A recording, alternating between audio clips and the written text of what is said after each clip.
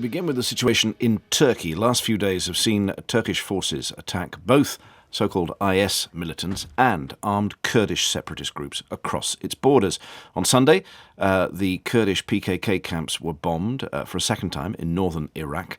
But Turkey does say it has no plans to send troops in on the ground. That's according to an interview that the Prime Minister had with a newspaper at the weekend. 3 days of demonstrations in Istanbul against Turkey's new policy have seen many arrests. And also, over the past 12 hours, Turkey has taken the unusual step of requesting a special NATO Council meeting. It's going to happen on Tuesday, which any NATO member can call if they feel threatened.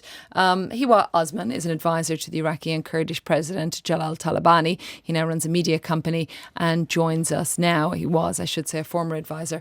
Hiwa, good to have you with us. So what about these parallel attacks that are taking place by the Turkish army on PKK separatists, Kurdish separatists, and also Islamic State?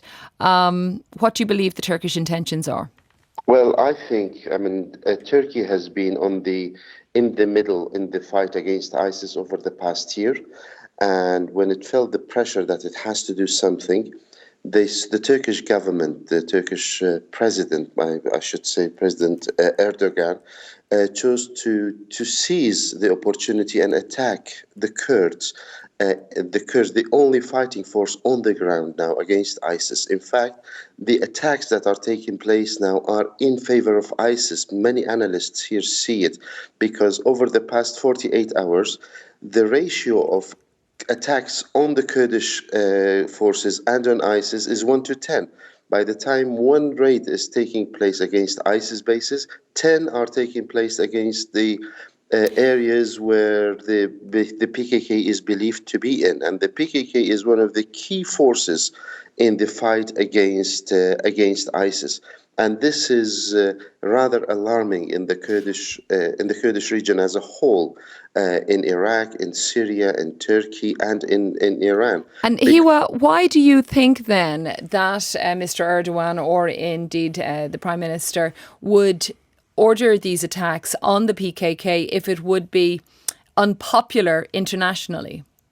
Well, I think it was seen, they felt the international pressure of having to do something, and it was their condition for doing anything against ISIS was to also attack the PKK.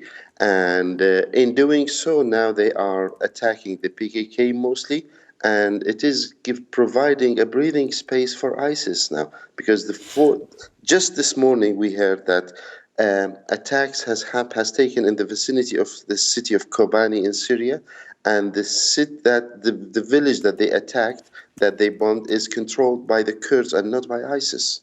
But what do you think NATO will do in this instance then?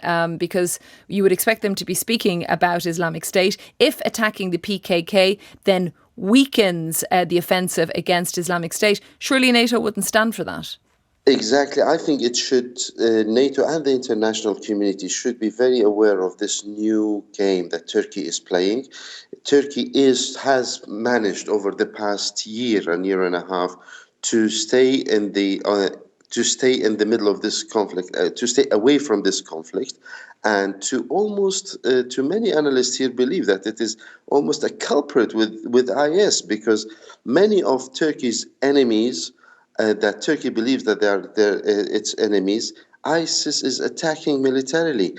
And the international community, I think, should step in to really either create a proper role for Turkey in the fight against ISIS and not undermine the ground troops, the ground forces that are truly fighting ISIS. But do you think Turkey would do that in the way that you're outlining it? Well, if there is no international pressure, I don't think Turkey would do that, because Turkey, at this stage, has not suffered from ISIS really, and if the international community let Turkey go its way, within few months we will see a devastated Kurdish ground forces that is unable to fight ISIS, and more advances to ISIS, because the lines between ISIS and non-ISIS on the non-Kurdish side is very blurred, to be honest. And the only clear divide with ISIS, or with the intention to fight ISIS, is the Kurdish one, because any Kurdish fighter you talk to would tell you that my relationship with ISIS is one of killing. I either kill him or he kills me. And this is the defining characteristics of the fight against ISIS.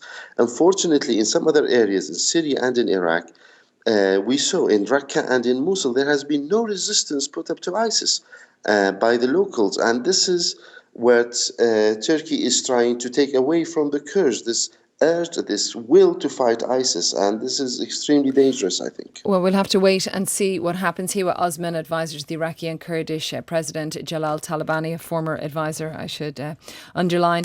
Interesting to hear him very much focusing on Islamic State. But as we've heard with previously with members of the Turkish government, they are very concerned about the PKK, as we see there with the dual airstrikes that are taking place.